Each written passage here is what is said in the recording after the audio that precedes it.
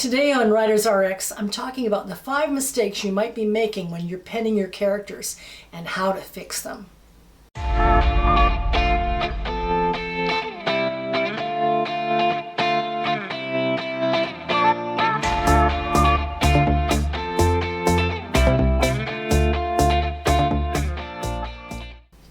I'm Susan MacGregor, a professional editor and writer with over 30 years of experience. I've edited magazines, anthologies, and novels. Currently, I'm an editor with On Spec magazine, one of Canada's foremost magazines for fantasy and science fiction. But enough about me. Let's get into it. 5 mistakes you might be making with your characters and how to fix them. The first character mistake is about secondary characters who are furniture. These characters are usually stereotypes. I'm not talking about passers-by, but about characters who have no other importance except as props or setting. Examples might be the cool DJ at an event who flirts with the protagonist, but that's it. Or the crazy neighbor who glares at the protagonist and the neighborhood kids, but he doesn't do anything else in the story. Or the rich couple who are bickering at a restaurant, but they show up once and then they're gone. So all these characters are there, but they add nothing to your plot. They're furniture, local color. That's all they do. So your solution? Every character in a story must be there for a good reason. Either they add to the action, contribute to the protagonist's support, help him find answers, or alternatively, maybe they create his problems. A variation on this theme is the character who's the tour guide, the gossip, or some secondary character who offers information only about the setting. Another character, the protagonist or antagonist, but again, that's all they do. Examples might be a friendly dome dweller who offers information to a newcomer about what it's like to live in a domed city, or the younger brother of a sister whose only reason for being there is to show that his sister is a self-conscious nerd. I mean, these sources of information play no other important role in the story. Your solution? Cut out these characters or make them play a stronger, more pivotal role in your plot. The second mistake is about protagonists or other secondary characters who have no flaws. In the business, these are known as Mary Sues. The term arose from a Star Trek parody written by Paula Smith in 1973. Where Mary Sue, a 15-year-old lieutenant, was the brightest and most talented member of the Star Trek crew. The terms evolved to mean any character who's good, bright, perky, who does everything exceedingly well, and who has no apparent faults. She, or he, because yes, there are male Mary Sue counterparts, faces all difficulties with integrity, courage, intelligence, and strength. Related to the Mary Sue would be a protagonist or character who has no vulnerabilities. An all-conquering hero, for example. So again, your solution? Nobody's perfect, and your protagonist shouldn't be either. Make them more relatable, give them some flaws, have them make mistakes, and then recover from their fumbles. And now a word from our sponsor, which happens to me, as I've just started this channel. If you like the advice I'm offering you, please give me a thumbs up and subscribe. It may not seem like a big deal to you, but it is to me, and I really appreciate your support. And if you've already subscribed, thank you, thank you, thank you. Okay, let's get back to the last 3 things you should not do when creating your characters. Number 3, the third character mistake is about protagonists who become unrelatable. To a reader who's reading your story, your main character becomes a real person as they read. A writer sets up a relationship between his protagonist and the reader, where the reader trusts that he's going to spend his time in a worthwhile way. He's going to care about your protagonist, about his situation. But if your protagonist acts in a way that would make him unlikable in real life, or unrelatable, you're going to lose reader interest. In the worst case scenario, your reader might even feel sickened or otherwise affected in a bad way. And yeah, it's happened to me when I've been reading. For example, if your protagonist does bad things like beat up another character without justification, or the justification's rather weak, or if he abuses others because he was abused himself, well, the writer may feel blindsided by your plot. So your solution? Protagonists must always be justified in what they do. After all, they're the heroes of your story. We have to respect them. We have to understand them. We have to find their justifications for their actions acceptable, even if those actions are not so great. We still need to know that they are justified. The fourth mistake is about characters who are all exterior action with no internal dialogue revealed. This is a big one, and this is the one that gets me almost every time.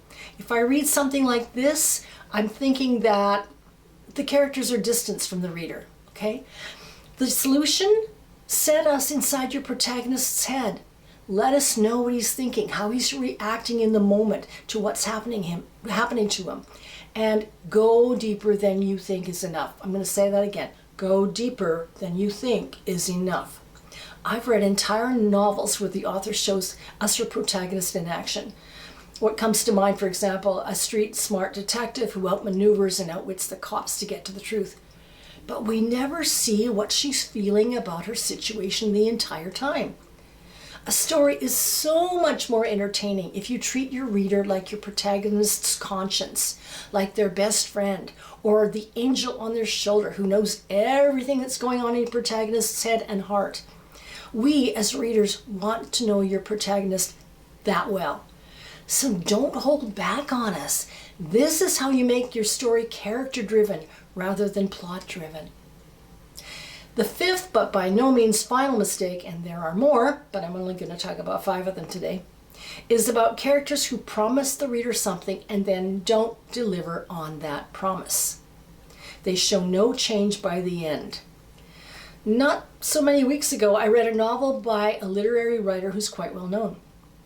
She started off with a great opening paragraph where her protagonist realizes she hasn't lived the life she was meant. It was an awesome opening, an awesome first paragraph, and I wanted to know what the protagonist would do to change her life, what kind of courage it would take her to step out of her boring role as a taken-for-granted housekeeper and surrogate mother.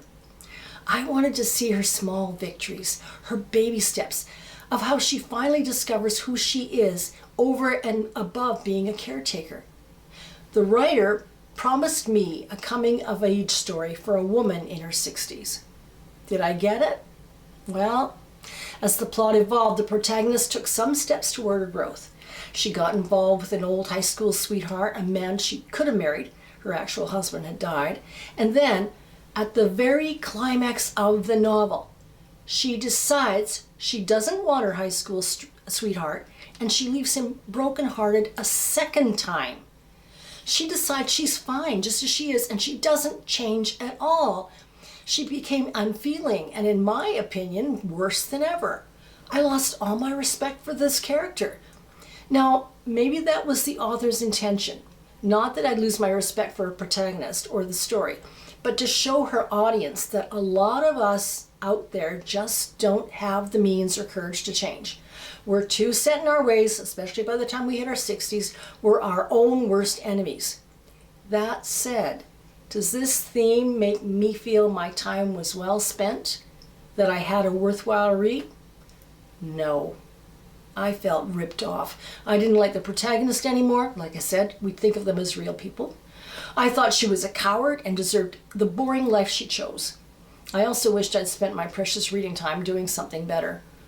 The only benefit I got out of this story was to determine why I was so annoyed with it. So what's the solution? Okay, don't read literary fiction. No, kidding.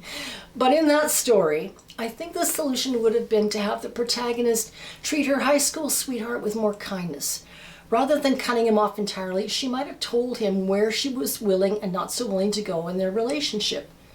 And maybe he might have decided that was all right with him and he was happy to accept her on her terms. Now that would have shown some growth for both of them. And in my opinion, it would have made the novel a much more worthwhile read. I mean, really, do we want harsh reality in our stories? Maybe for autobiographies. But otherwise, I personally want to see a hero's journey, where even a small choice towards growth makes me cheer for the main character. To wrap up, let's summarize my 5 points about how to write and how not to write about your characters. Number 1, Make every character from your protagonist to your antagonist to your secondary characters have a pivotal role in your plot. Combine characters if necessary. No info dumps, no tour guides, unless they are tour guides, but it's a metaphor, you know what I'm saying. Okay, nothing like that. Okay, make sure every character counts. Number 2, there are no perfect protagonists. For that matter, there are no completely all-powerful antagonists either. Each type has their vulnerabilities, so show them. Number 3, have your protagonists act in ways that maintain reader respect. If they mess up, they need to fix up what they've done wrong. Any bad action needs to be strongly justified or your protagonists will lose their relatability. Remember, we want to like your main character. We want to like who they are as people, you know. So if they do something in real life if they were to do something in real life that you would have no respect for, your reader's not going to have any respect for them in your story either. Number 4, go heavy on the internal dialogue. We need to be set in your protagonist's head. Antagonists, not so much. Keep them a serious threat and unrelatable. And number 5, protagonists should show personal growth by the end of your story. If you do these 5 things, I guarantee your writing will improve immeasurably. I'm Susan MacGregor. This is Writers RX, where I offer prescriptions for your fiction. Thanks for watching. If you like this video, please hit that like button and subscribe. Also, check out my other videos on novel openings, how to write engaging characters, strong plots, and much more.